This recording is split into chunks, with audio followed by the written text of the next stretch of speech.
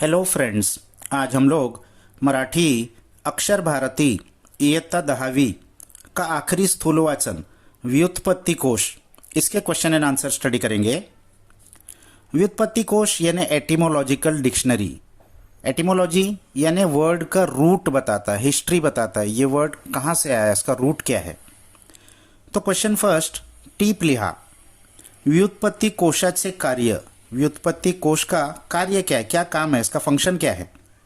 तो उत्तर, व्युत्पत्ति म्हणजे एखाद्या शब्दाच्या किंवा अर्थाच्या मूळाचे ज्ञान होय। तो पहले व्युत्पत्ति का कार्य बताने से पहले उसका डेफिनेशन बता रहे हैं कि व्युत्पत्ति का मतलब होता है किसी वर्ड या किसी मीनिंग का मूळ का ज्ञान। मूळ यानी उसका रूट। व्युत्पत्ति सांगणे म्हणजे एखाद्या शब्दाच्या मूळाविषयी माहिती देणे होय।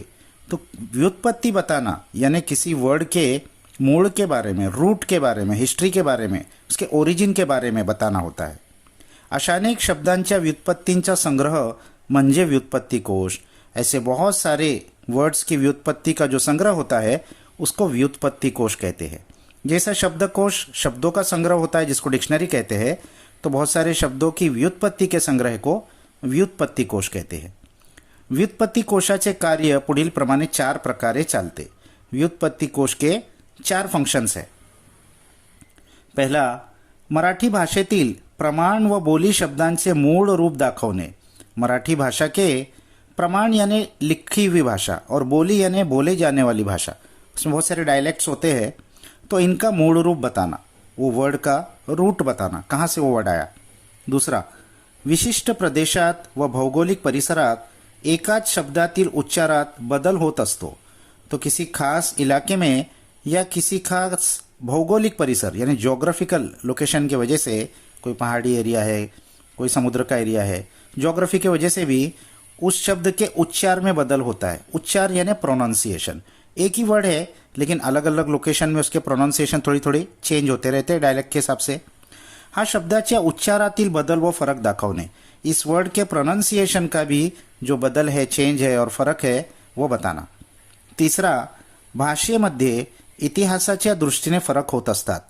भाषा में इतिहास, हिस्ट्री के नज़रिए से भी फर्क होता है। अगर लॉन्ग टाइम देखेंगे तो पहले कोई राजा था, फिर कोई राजा आया, तो उस काल में वर्ड में फरक होते जाता है हिस्टोरिकल रीजन की वजह से।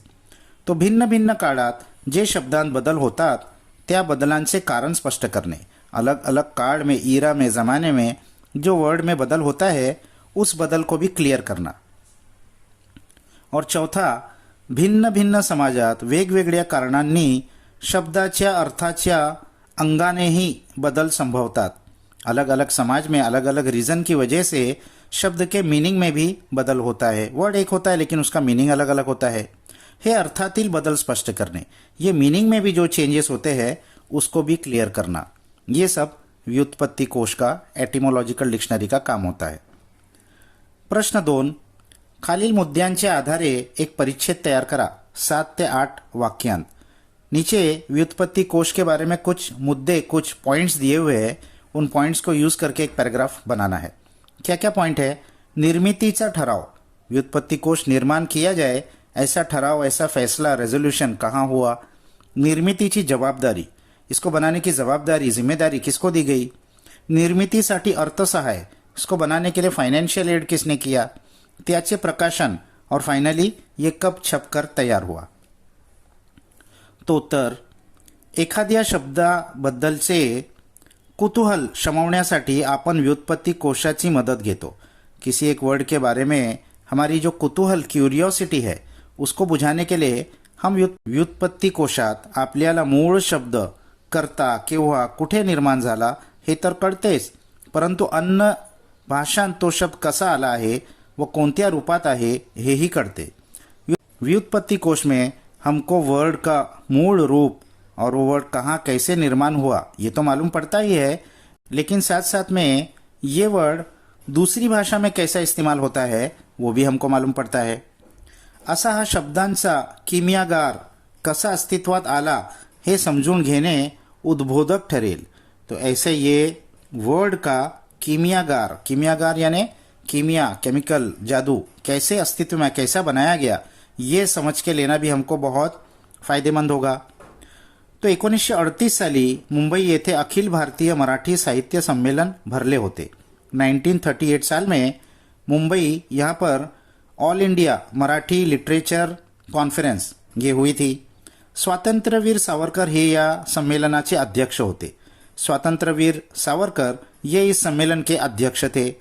त्यांच्या अध्यक्षतेखाली व्युत्पत्ती कोश रचनेचे कार्य हाती घ्यावे असा ठराव या संमेलनातून मंजूर करण्यात आला.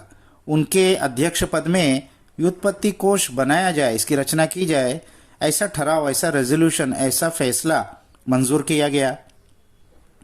कृपा कुलकर्णी यांच्यावर संपादनाची जवाबदारी सोपवण्यात आली.